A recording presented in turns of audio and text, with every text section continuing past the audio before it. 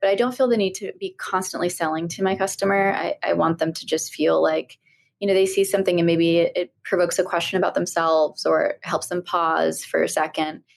That to me is really where content serves us best, is when it can serve the guest, when it can make them feel something. That's when I know it's right. Hey, and welcome to Female Founder World. I'm your host, Jasmine, and today I'm chatting with the founder of Kin Euphorics, Jen Batchelor. This episode actually was recorded a couple of days before Kin announced the huge news that they have a new co-founder, who is Bella Hadid. No big deal. Anyway, let's jump into the episode.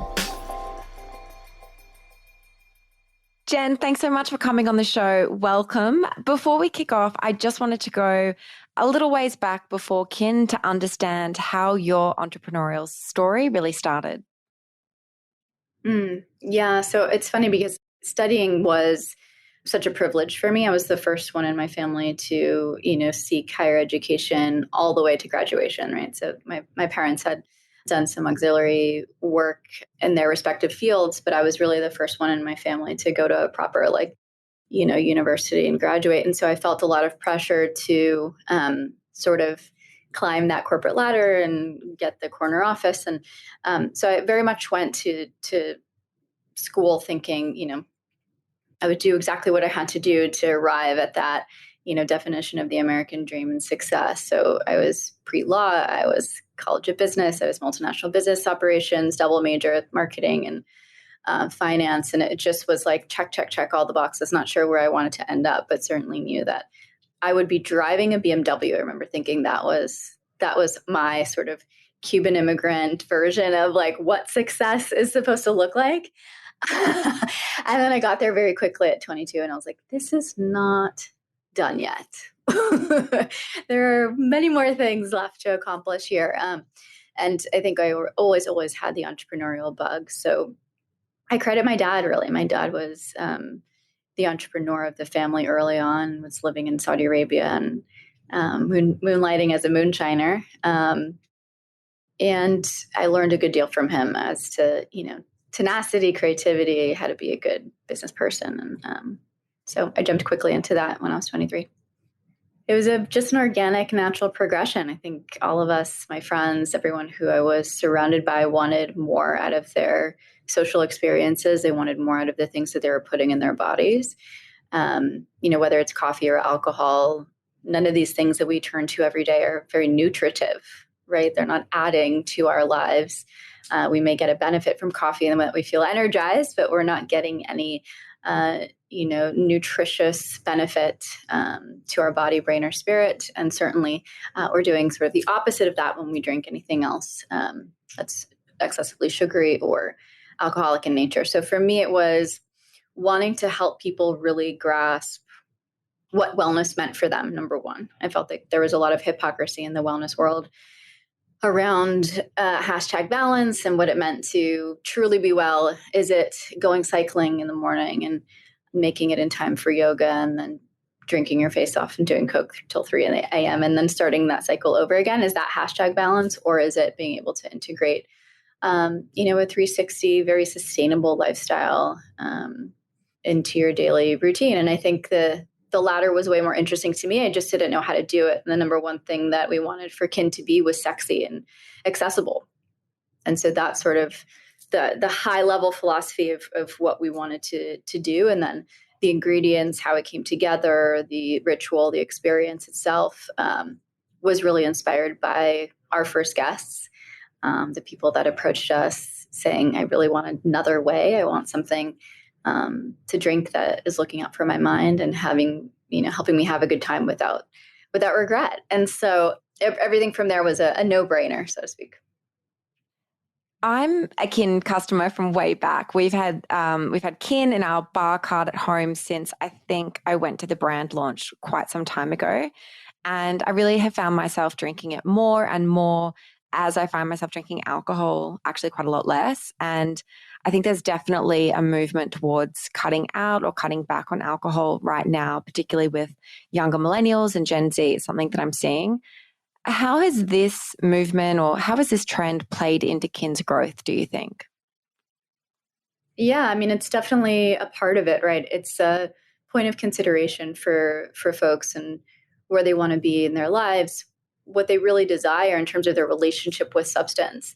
And I think alcohol is a big one where people can sort of point to, well, am I really living my best life when I am either drinking excessively, drinking by default, drinking when I don't want to be drinking, when I wake up hungover, all of the things that we sort of experience as a collective, as a society, and say, maybe this is too costly, or maybe I can design this level of indulgence into my experience so that it's not debilitating. And I think that is a more interesting question. People want to take control. They want to maintain their agency, and they want to have fun while they're doing it. And so I think there's a big part of Kin that wouldn't exist without this type of curiosity and this willingness, which we leaned right into, right? 2 of our drinks are designed after spirits and concentrates, if you will. So we have one that's an aperitif. We have one that is a nightcap modeled after really a brandy whiskey type drink. And both of those have their linear applications. So people are really looking to them for the benefit, but they're very thrilled, excited, and grateful that they're also in formats that they can do while they're socializing, so that these things don't have to just be when we remember to be good to ourselves, we're going to drink these things. No, it's sexy and tasty enough to be able to drink at a party and feel good that you're taking care of your brain and your body at the same time. So like I said before, I was first introduced to Kin when the first product came out, and I think it was maybe High Rhode in that format that's meant to be mixed. So it's like quite a large bottle. Yeah. And I would use it instead of like a spirit in my cocktails. But now you guys have launched so many more SKUs and you're doing ready to drink cans as well. How do you think about what products you should add into the launch product pipeline? Yeah. I mean, if you look at the assortment, it was really just organic, the way that it all came together. Again, very much inspired by the actual rituals that we were all indulging in and the pain points around those. So if you look at High Road, for example, it was very much designed around the most sort of talked about social ritual in terms of people drinking by default. So it was the happy hour moment, the in office or after hours drinks with colleagues, friends, etc. And that certainly was a light bulb moment for us. It was like everybody was saying, oh my gosh, I want to be a part of these social experiences. I want to build relationships with my friends and my colleagues. After work is the only time to do it. But when I drink, then, I miss yoga, or I don't sleep well, or I say something stupid in front of my boss, and it just like feels just misaligned with my goals in life. And so we were like, okay, well, this is definitely the occasion we want to solve for.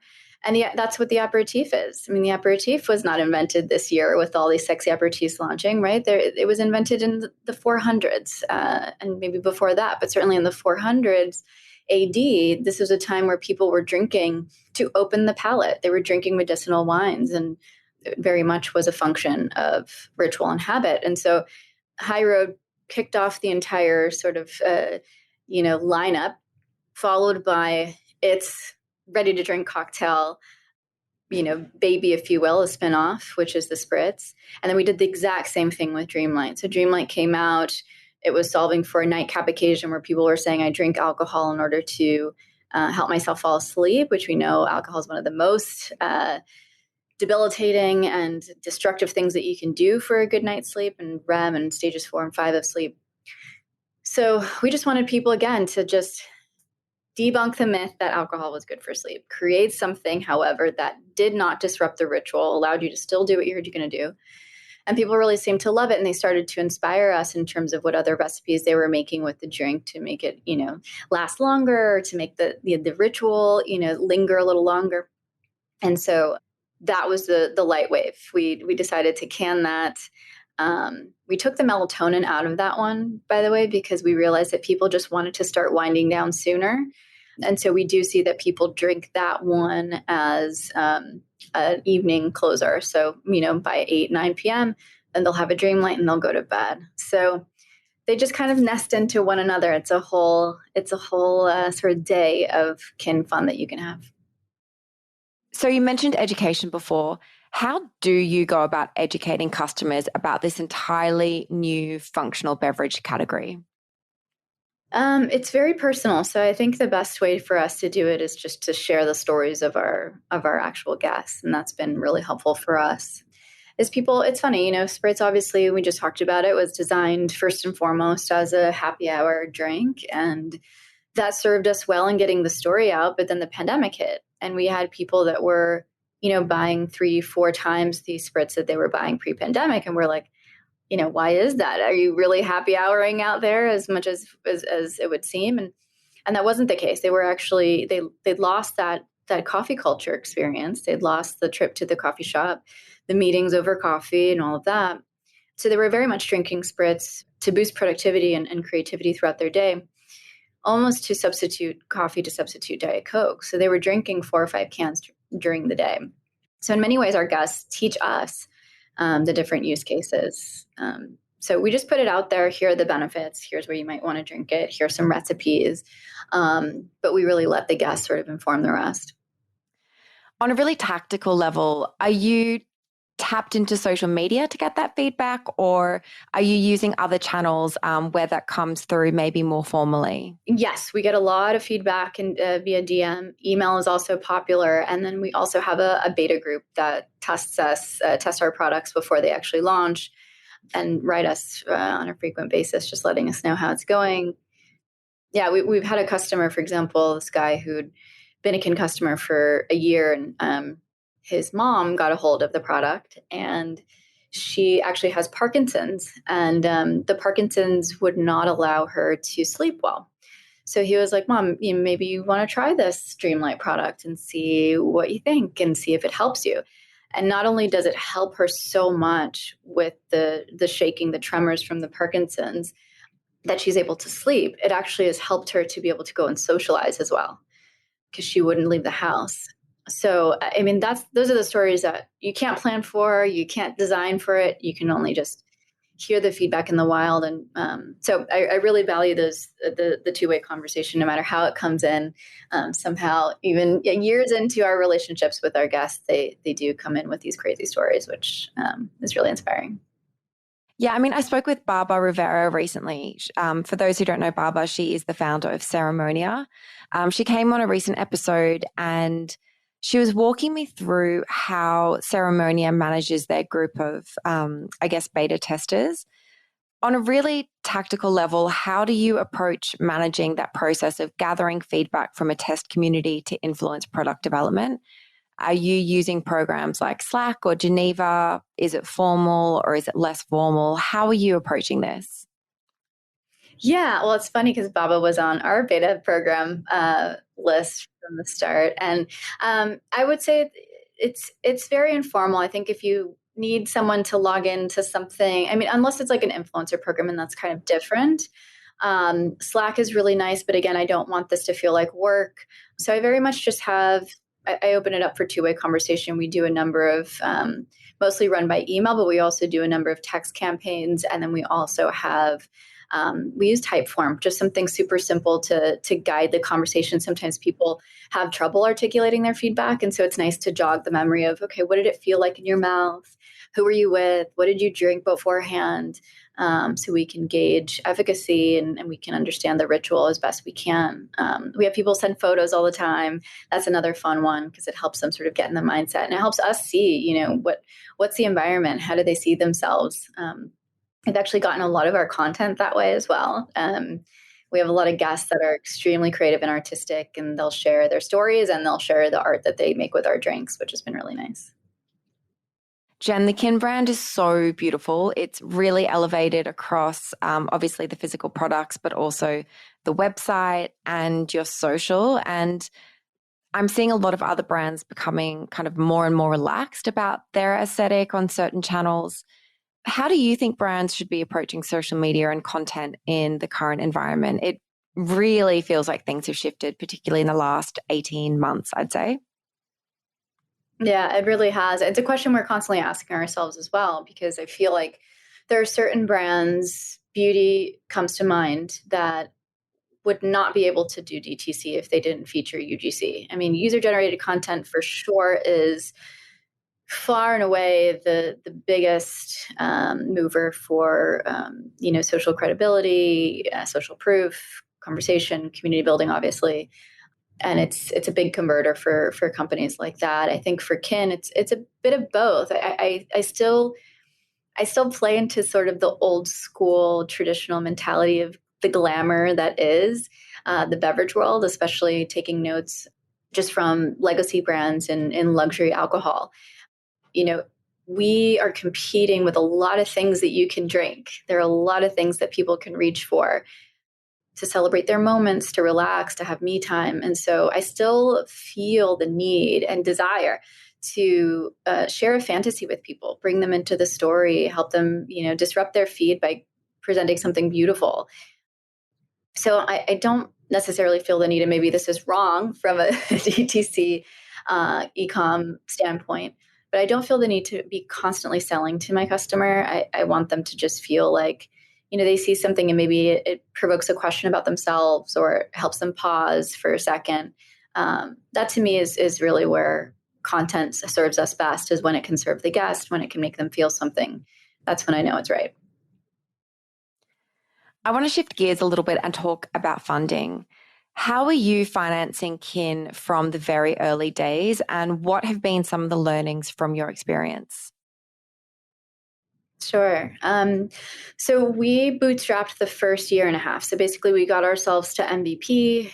We took a little bit of angel money in the beginning to really validate what we were doing. We took money from the Future of Food folks at 50 year. They're working on things like plant-based meats and things like that. They very much saw Kin as the future of beverage. And so that was huge, being able to have them support us. Was almost more about that than it was the money, and the introductions that they were able to give us early on were invaluable, as well as the feedback. And we had early Facebook investors as well in Kin early. So we very much looked to the innovators and the folks that were seeing every single trend out there to support us rather than going to CPG. And I think that's a big one that I would recommend if you are going to go down the route of raising money. Choose people who are going to help you truly drive the unique, ownable angle of your mission. That's really critical. Think outside the box, right? I think a lot of people, especially if you're making a food or a direct-to-consumer CPG product, there are a lot of people vying for CPG money. The fact that somebody is able to sell a chip and a lotion and, protein shake, they're very different businesses, and so you have to really choose an investor who you think is going to help align with your immediate goals. And I always say you have to think about every season of your financing cycle almost like a season of fashion. It's like, okay, what's up? What's the trend right now? What am I needing? And then, pulling in venture from that perspective. So if you need somebody you're ready for distribution, bring somebody on who can help you with that and make those connects. Yeah, I haven't actually heard that advice before. Yeah, it's critical. And people love it because they see, especially somebody when you're ready for distribution, they see, yeah, you're ready for distribution. I know exactly how I can help you. Those are the types of investors that are going to give you the immediate attention. They're going to know exactly what to do to help you rather than being like, hey, just let me know what you need. And you're like, I don't know what I need. I'm literally building this from the ground up. And I need your expertise in very specific things. So I think that to me was super helpful. Ultimately, if I could have bootstrapped the whole way and been profitable early, I would have gone that route. But because we were innovating, it required a boost. So that's what we did. When you're launching a new product, what are some of the things that you, that you really lean into that move the needle in terms of launch marketing? Launch marketing, again, it starts with the guests who are familiar with what we're doing. I love, bringing it to them first and getting their feedback. And so it's really nice to have, people in the market that are already familiar with what you're doing to tell the story upon launch. That's the first thing that we do. I love to think about what is this, if this was like an album launch party, what would it look and feel like? What would it sound like? How, who are the players? What's the party like? Everything comes together. And of course, much easier to do when we're not dealing with a global pandemic. But that's certainly what I'm thinking about even before I think about the story. Why would this matter to press? But then, of course, leading into that, being able to craft that for yourself and really share, like, why does the world need this right now? I think having press backing you for a launch is invaluable. It's almost the reason why I think from a DTC perspective, it's almost the reason why we launch, is so we can have newness. So capitalizing on that is extremely important. Different founders seem to have really different opinions now on what role traditional press can play for a company. I'm probably biased. I have an editorial background, so maybe I'm a little bit biased, but I think it's really key to secure that press early on to lend legitimacy to a new brand and help tell your story. How has press helped to drive Kin forward?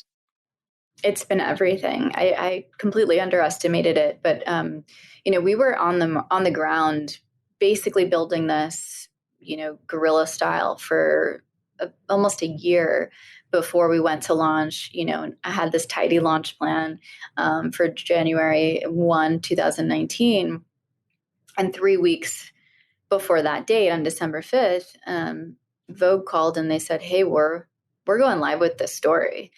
And we were like, "Oh, we're under embargo. Like, we're not ready. Our site's not even ready yet."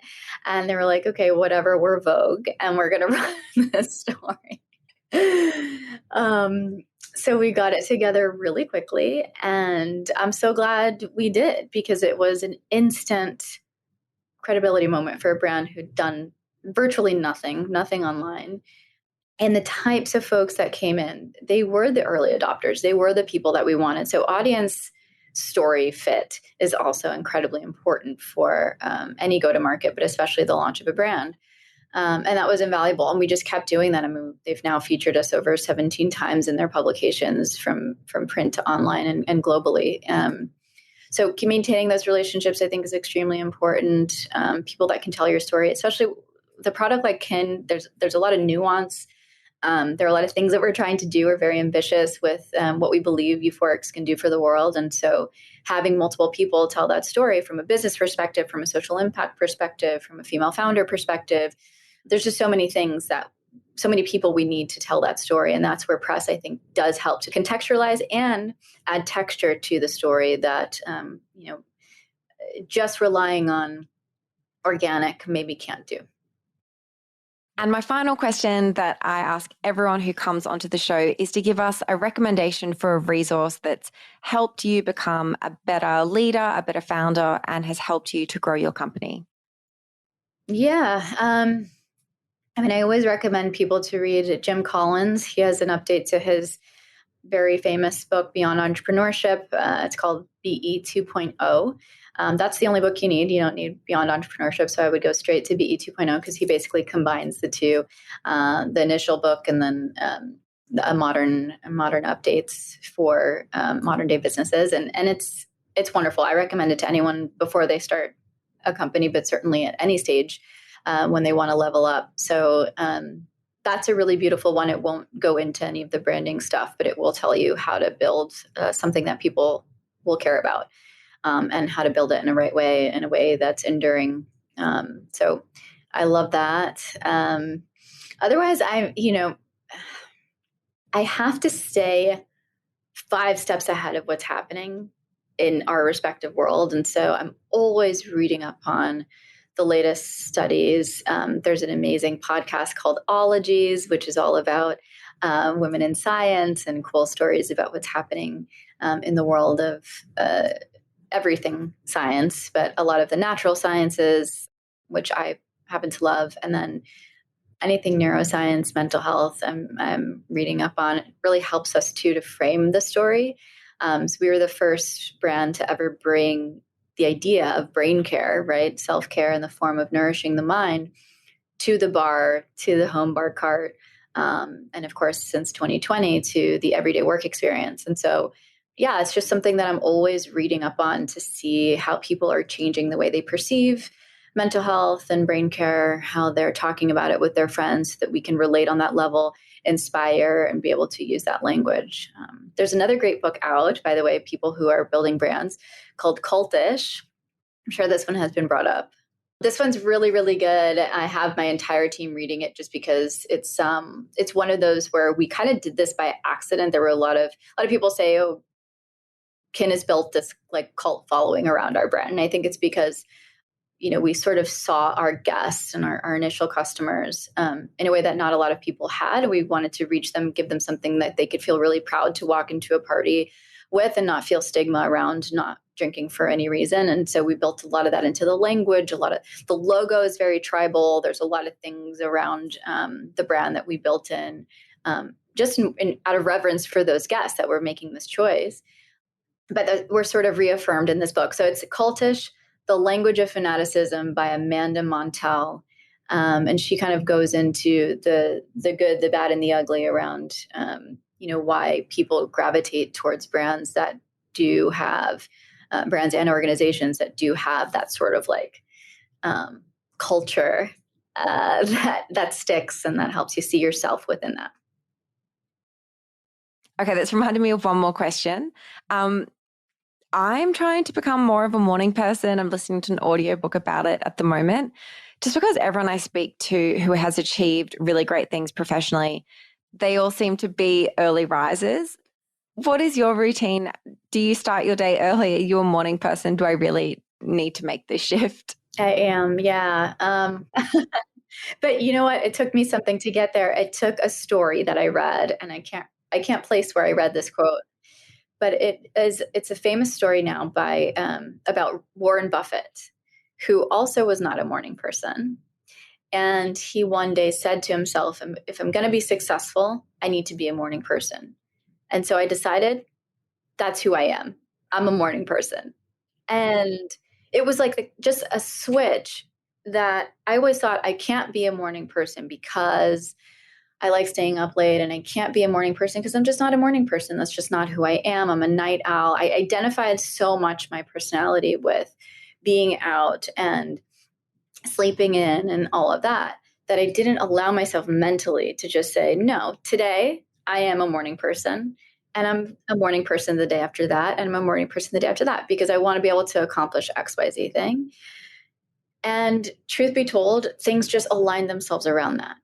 I think one of the biggest hindrances for me, personally was I was going out and drinking every single night. And that's was something that was hindering that. So I'm like, okay, maybe I'll drink 2 nights a week, and, I'll keep my mornings sacred that way and during the week.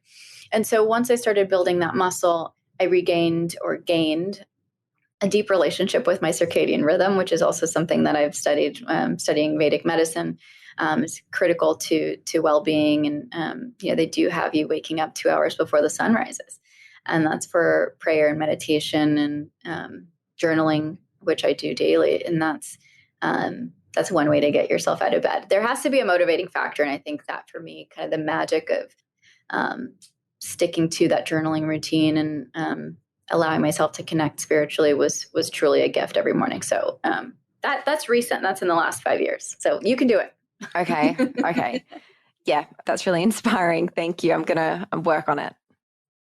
Jen, thank you so much for coming on Female Founder World and for telling us all about how you've grown Kin. Congratulations on all your success so far. Of course. Thanks again for having me. It's such a pleasure to see you. Thank you so much for tuning into this episode of Female Founder World. If you enjoyed the show, please leave us a 5-star review wherever you listen to podcasts.